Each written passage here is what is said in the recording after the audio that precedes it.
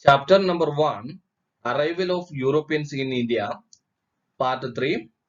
In this part, we are going to discussing about end of the Portuguese rule, the Dutch, British interest in India, the French.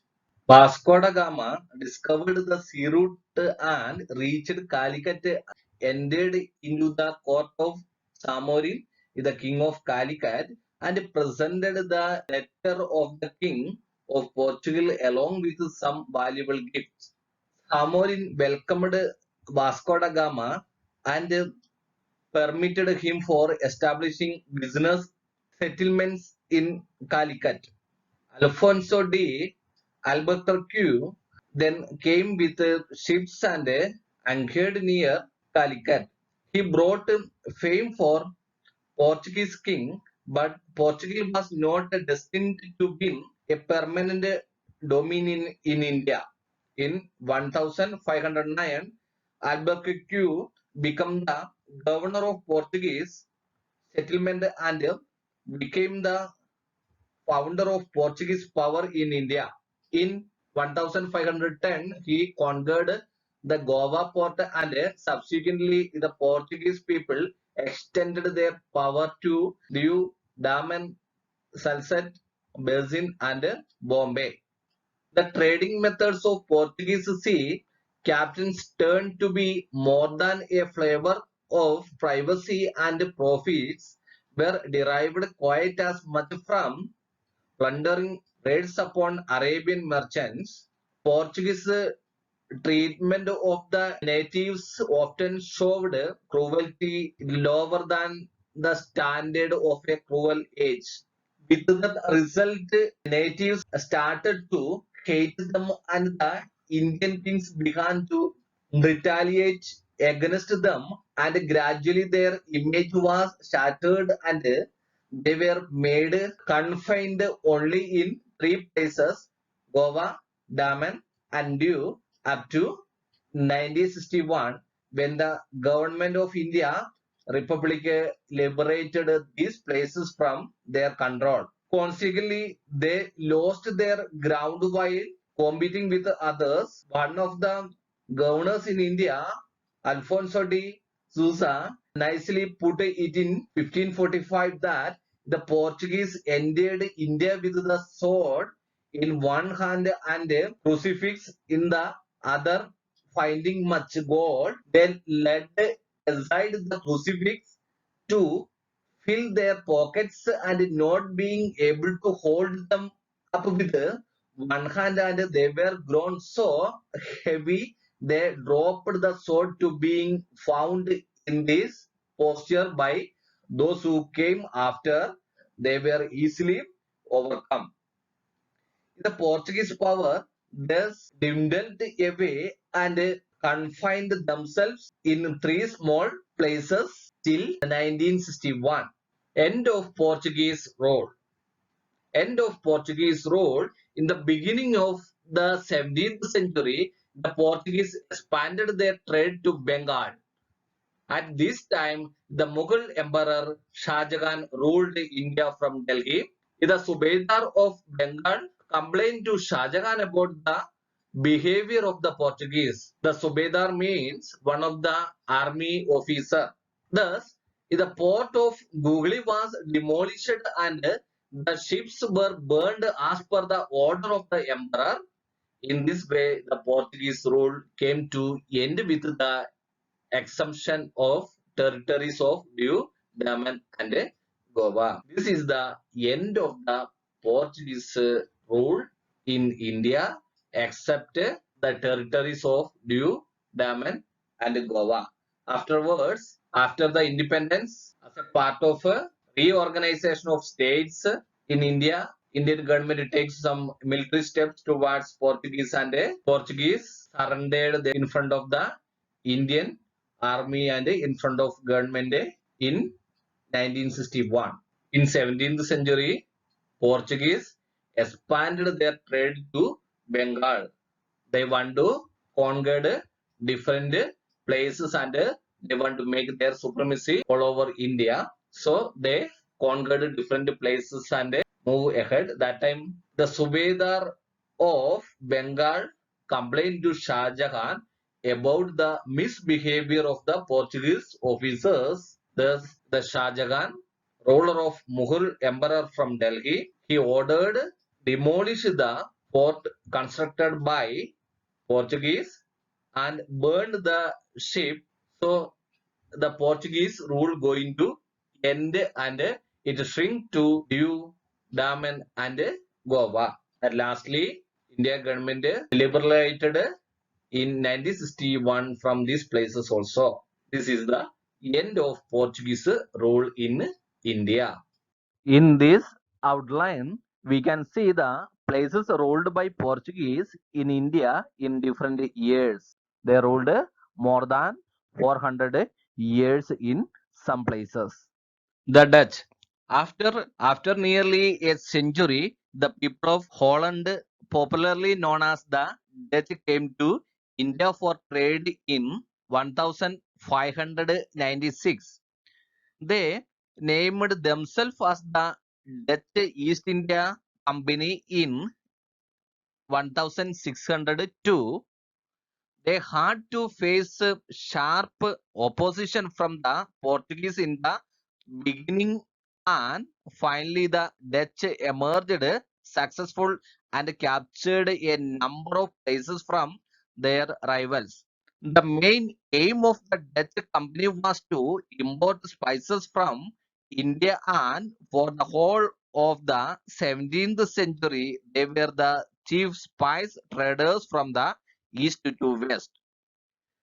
At different places in India, the Dutch established their factories. The most notable of those places were Musalipattanam, Surat, Karakal, Tinsura, Kazimbazar, Balazor, Patna, and Cochin.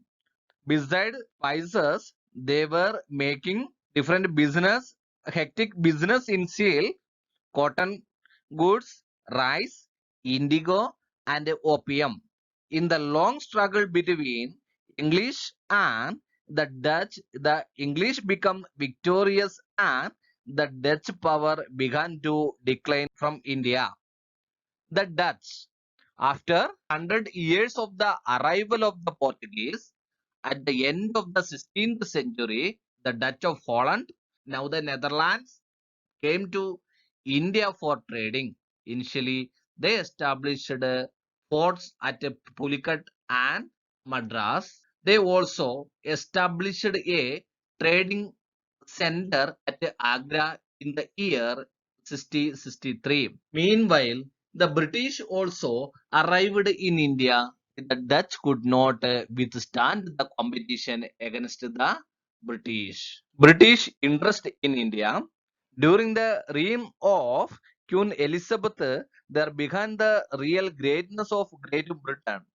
Francis Drake, the great English sailor of Elizabethan era, once plundered the Portuguese ship and collected a map of the sea route to India. And after that, he completed his voyage round the world in 1580. The English sailors braved the sea voyage and tried to make their fortune in the east. After the defeat of the Spanish Armada, the courage of the nation increased. At last, towards the close of the reign of that great queen, a company of the traders obtained the charter from Queen Elizabeth on 31st December 1600 AD for trade with the East. First, they called themselves as the Company of Merchants of London, trading into the East Indies, and subsequently they became famous as the East India Company. India at that time was ruled by Akbar. Nobody could imagine at that time that the British in some day would rule India, and another queen of England, Victoria, would call herself the Empress of India, Kaisar I Hind. The English traders reached India in 1608. Next year, they sent Captain Hawkins to Mughal Emperor Jahangir's court for permission for trade. Hawkins meet him in 1609 and prayed for permission to establish a trade settlement at Surat. The emperor was willing, and at last in 1613 Jahangir permitted the East India Company to establish a factory at Surat. Thereafter, Thomas Roy was sent and it remained in the court of Jahangir for a long period and established a close personal relation with the emperor. Through his effort, the East India Company obtained permission to establish trade centers at a few places in the Mughal Emperor. In the course of time, at many places in India, the English factories began to rise, and the local kings or governors allowed them to carry on trade and establish small settlements. The English East India Company established their settlements at Surat, Agra, Ahmedabad, Muzalipatanam, Hariharapur, Balasore, Hooghly, Kasim Bazar, and Patna. Among all their settlements, three places, Madras, Bombay, and Calcutta, rose into prominence and became strongholds of the English company. Madras was established in 1639 by an Englishman named Francis Day, the chief of Chandragiri, a local ruler. British interest in India during the reign of Queen Elizabeth of England in the year 1600 CE, the British established the East India Company. This company belonged to merchants who wanted to increase their wealth by undertaking trade with India. The purpose of this company to help the traders and encouraged trade related activity with India. The first British ship arrived in India at the port of Surat in the year 1608. The first ship arrived in India port of Surat in the year 1608 CE. Captain W. Hawkins, the captain of the ship, was first British to set foot in India, and he met Jahangir but did not get his permission to trade. Thereafter, Sir Thomas Roe arrived in India, who acquired the permission to establish a trading center in Surat.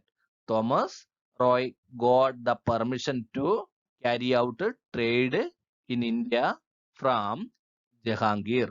Delhi went into the hands of Shah Jahan. Shah Jahan gave permission to the British to carry out trade in Bengal also. First, Jahangir given permission to trade. After, in Bengal, Shah Jahan given permission to carry out trade activities. This is the base or starting of the British supremacy in India. The French. The French East India Company established in the year 1664 CE. They established factories in Surat, Machilipatnam, and Puducherry. The head of the French company was Joseph Francois Dupleix, who had the desire to expand the European role in India. Thus, the French and the British stood the competition against each other to become the strongest European company. There were innumerable number of disputes and battles, and finally British emerged as the winners. The French retained their control over the trading centers of Cherry, Mahi, and Chandranagar. In this section, we studied about the end of Portuguese rule and the Dutch British interest in India, then French. Afterwards, we see that the British become the superpowers in India. They dominated over other European country and they ruled for 200 years in India. They collapsed the Indian culture and they ruined India's wealth into their country. Portuguese were the first and the French were the last Europeans to arrive in India. In the age of discovery or the age of exploration, approximately from the beginning of the 15th century until the end of the 18th century, is an informal and loosely defined term for the period in European history in which extensive overseas exploration emerged as a powerful factor in European culture and was the beginning of the globalization.